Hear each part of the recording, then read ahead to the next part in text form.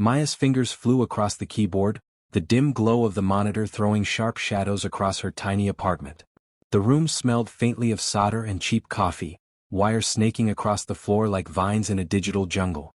She didn't even flinch as the code scrolled faster, her lips twitching into a faint smirk. "Almost there," she muttered under her breath, cracking her knuckles. She was good at this. Too good maybe.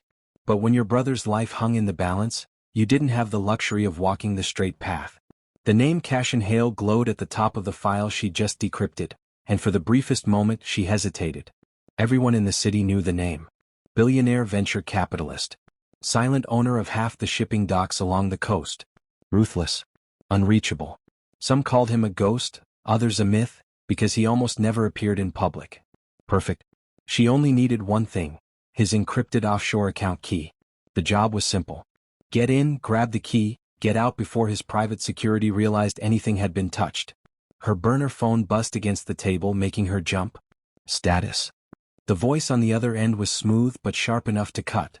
"I'm in," Maya said, her eyes still on the scrolling data. "You'll have your money by dawn." "You'd better," the man hissed. "Or your little brother pays the price." "I don't care how talented you are, girl. Don't forget who owns you right now." The line went dead. Maya closed her eyes for half a second, taking a deep breath before shoving the phone aside. No time for fear. No time for mistakes. The docks smelled of salt and oil, the night air thick and damp as Maya slipped between two containers.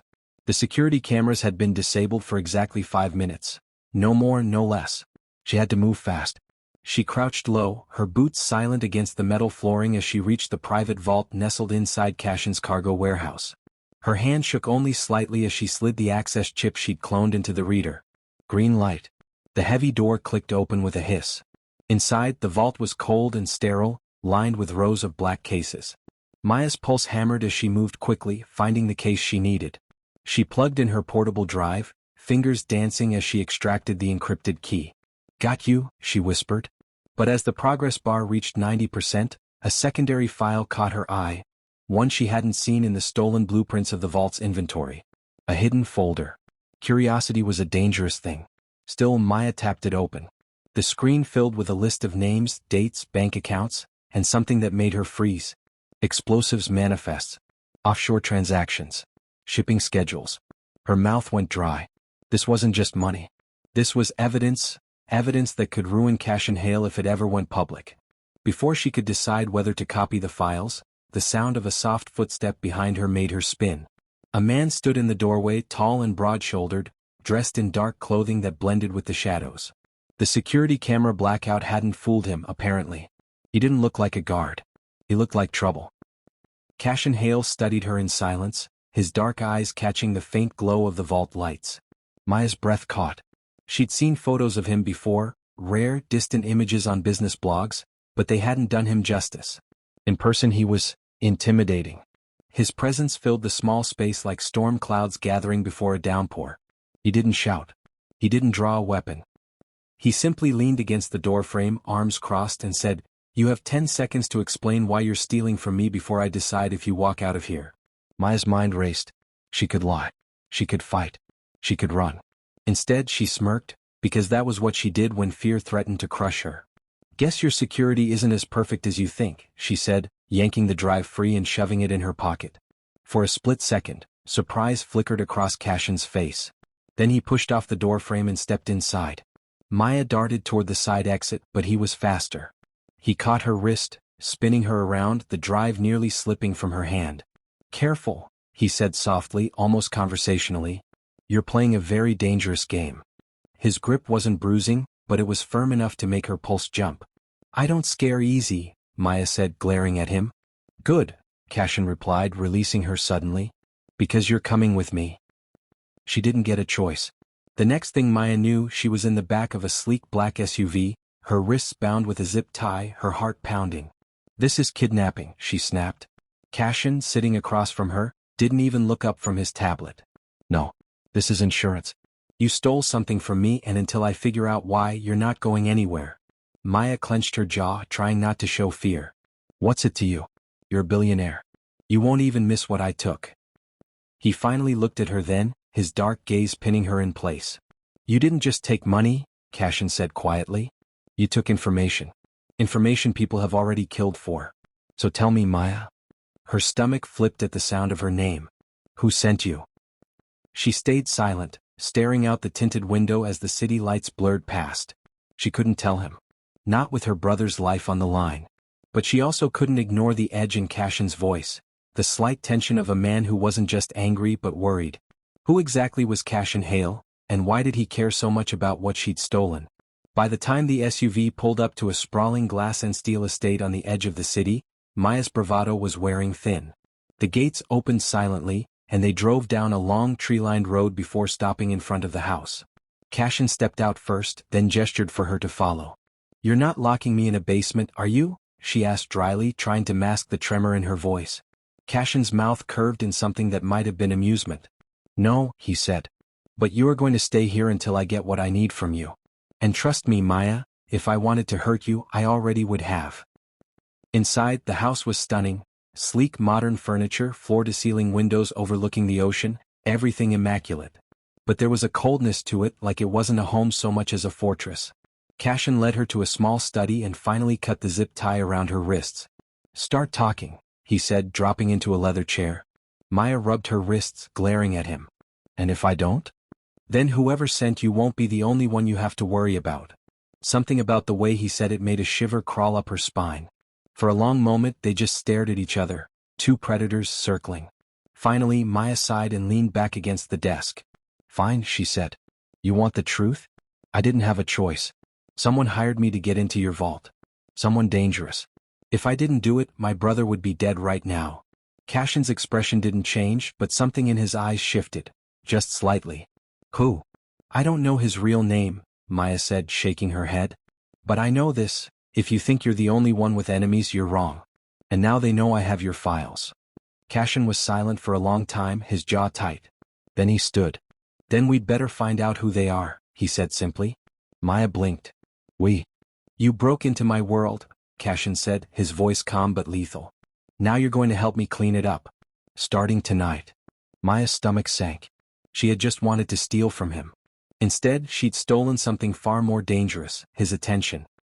Maya sat on the edge of a velvet couch that looked like it cost more than her entire apartment. Her wrists were free, but the subtle presence of two armed guards near the door told her she wasn't going anywhere. Cassian Hale stood near the fireplace, his silhouette outlined against the flickering flames. He'd changed since they'd arrived, trading the dark clothes for a crisp black shirt rolled at the sleeves, revealing strong forearms dusted with faint scars. He looked less like a billionaire now and more like someone who'd seen war. He was quiet, studying her like she was another puzzle to solve. "Stop staring at me like I'm a science experiment," Maya said finally, breaking the silence. Cassian didn't look away. "You interest me." She rolled her eyes. "Lucky me. You broke into one of the most secure facilities I own," he said, walking closer until he was standing just a few feet away. "Not many people can do that. I want to know how." "Trade secret." Cassian's jaw ticked. "You really don't understand what kind of danger you're in, do you?" "Oh, I understand perfectly," Maya shot back, standing. "I understand that my brother is being held hostage by a psychopath, and you are wasting my time asking me questions that don't matter." Something flickered in his expression, surprise maybe or respect, but it was gone as quickly as it came. "I'm not your enemy, Maya," Cassian said quietly. "Funny," she said. "Feels like you are." An hour later, Maya was still sitting there, pacing in her head, trying to decide if she could slip past the guards and make a run for it. She could almost feel her brother's fear like a thread tugging at her chest. Then Cassian returned, tossing a folder on the coffee table in front of her. "Read it," he said. Maya hesitated, then opened it. Inside were surveillance photos, grainy images of the man who had threatened her. Her blood ran cold. "You know him?" Cassian asked. Maya swallowed hard. "Yes." "Good," Cassian said. "Because I don't. He's been 3 steps ahead of me for months. Whoever he is, he's been sabotaging my business. Contracts vanish, shipments get rerouted, money disappears. And now, somehow he found you." Maya frowned. "So this isn't just about me stealing from you?" "No," Cassian said, leaning against the desk, his arms crossed. "It's about someone trying to destroy me, and using you to do it." Maya's throat felt tight. She didn't like this. She didn't like being a pawn in someone else's game. "So what do you want from me?" she asked. Cassian's eyes locked on hers. I want you to work for me. Maya blinked. Excuse me? You're going to help me find out who's behind this, Cassian said. You know the streets, the networks, the places my men can't go without drawing attention. You're useful to me. Maya let out a sharp laugh. You want me to spy for you? You must be joking.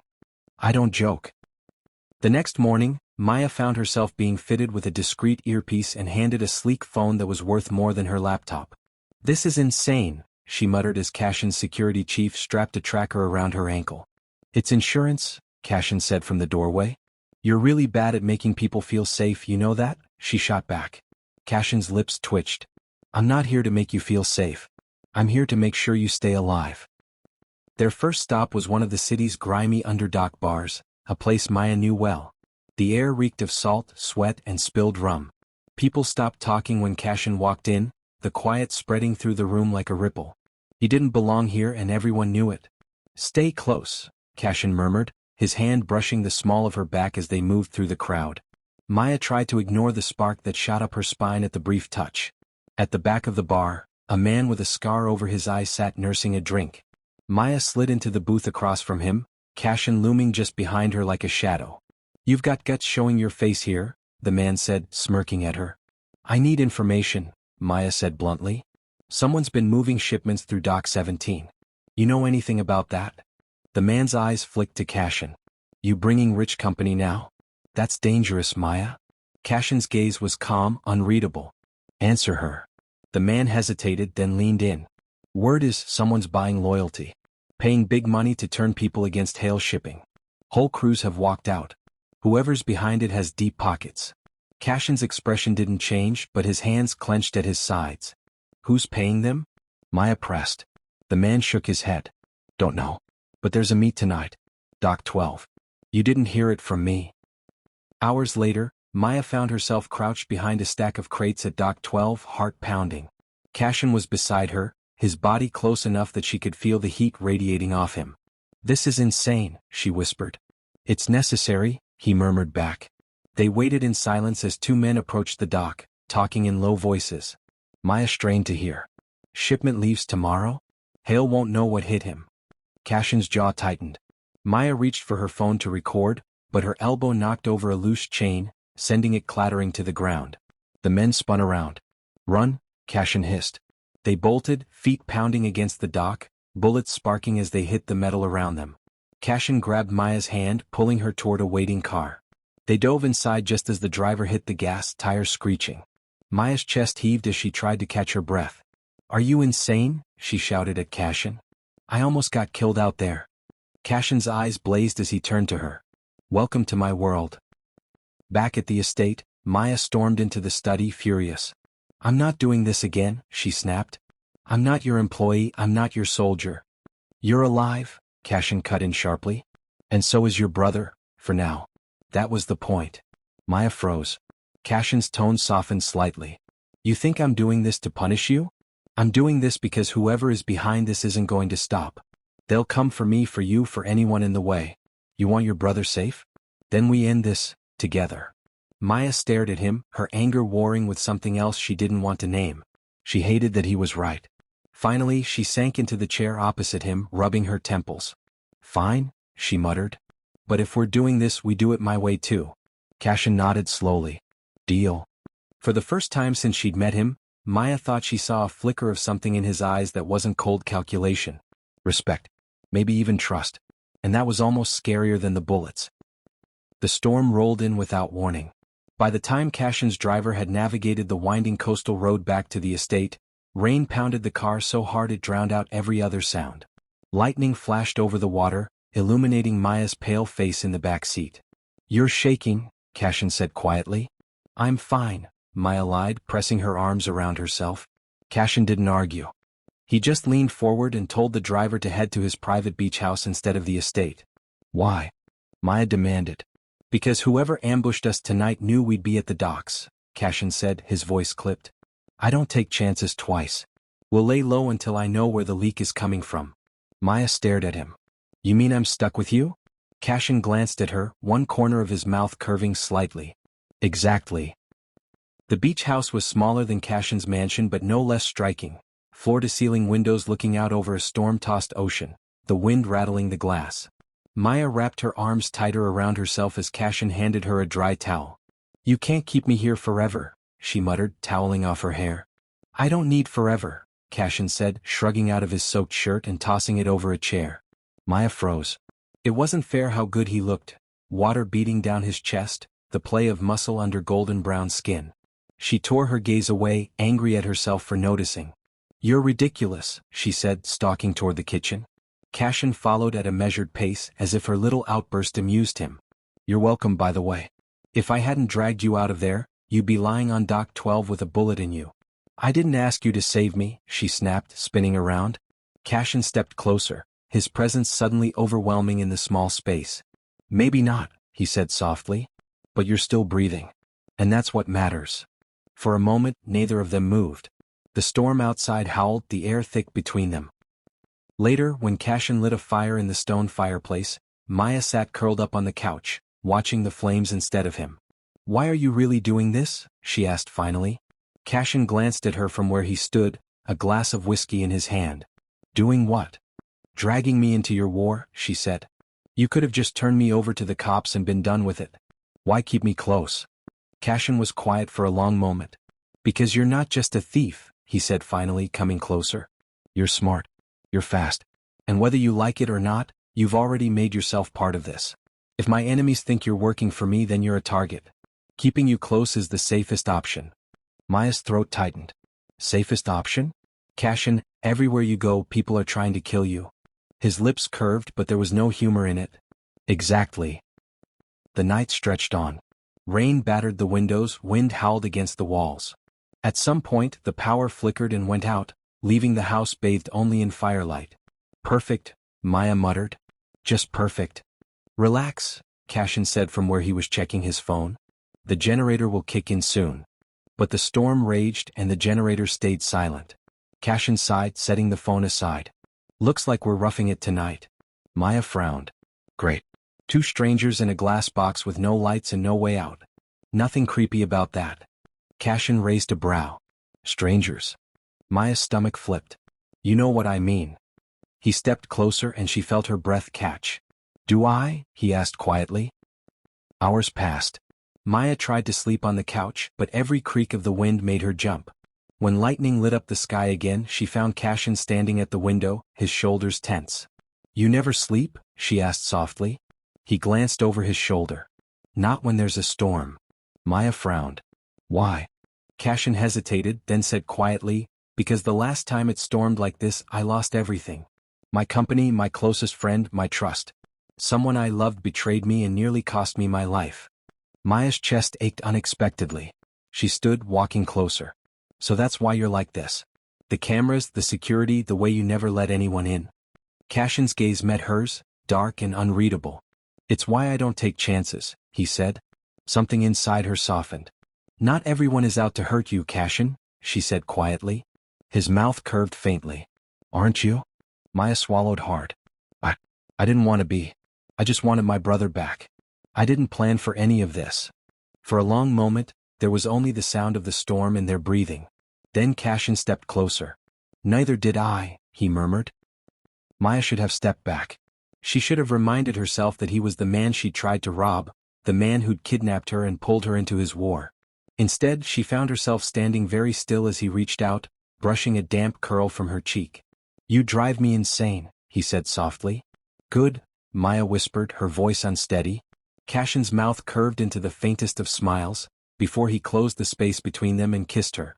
It wasn't gentle. It was raw, desperate, like two storms colliding. Maya's hands curled into his shirt, pulling him closer before she could think better of it. When they finally broke apart, both of them were breathing hard. "This doesn't change anything," Maya said quickly, her heart hammering. Cassian's thumb brushed over her jaw. "It changes everything." They didn't sleep much after that. When dawn came, the storm had passed, the sky painted in soft pinks and golds. Maya stood by the window, staring at the horizon, trying to steady her breathing. She'd crossed a line last night. A dangerous one. Cassian came to stand behind her, his hand resting lightly on her shoulder. "They'll come after us harder now," he said quietly. Maya glanced at him. "Then we'd better be ready." But deep down she knew the real danger wasn't outside. It was the way her heart was starting to betray her. Maya's hands wouldn't stop shaking. Not when she picked up the stolen flash drive. Not when she slipped out of Cassian's house while he slept in the next room. And not when she stood in the middle of the abandoned train yard, rain dripping from the rusted metal rails like tears. "You came," the voice slid from the shadows like oil. Maya's stomach knotted as her brother's captor stepped into the light, tall, lean, with that snake's grin she had come to dread. "Where is he?" she demanded. The man jerked his chin, and from behind an old freight car, they dragged out her brother. Bruised, bound, but breathing. Relief nearly brought her to her knees. "You got what I asked for?" the man asked. Maya threw the flash drive at his feet. "Take it. Now let him go." He crouched, turning the drive over in his palm. His smile widened. "Do you even know what you just gave me?" Maya's heart thudded. "You said you just wanted his money?" He laughed softly, coldly. "Oh, sweetheart. This isn't just money. This is everything. His company. His reputation. His life." Maya's blood went cold. "You're going to destroy him. That's the idea." Before she could react, hands grabbed her from behind. When she woke, the air was damp and metallic. Her wrists were tied to the back of a chair. Her head pounded. And across from her, Cassian. Even bruised and bloodied, he looked furious enough to set the whole room on fire. "You," he said, voice low and lethal. "I should have known." Maya swallowed hard.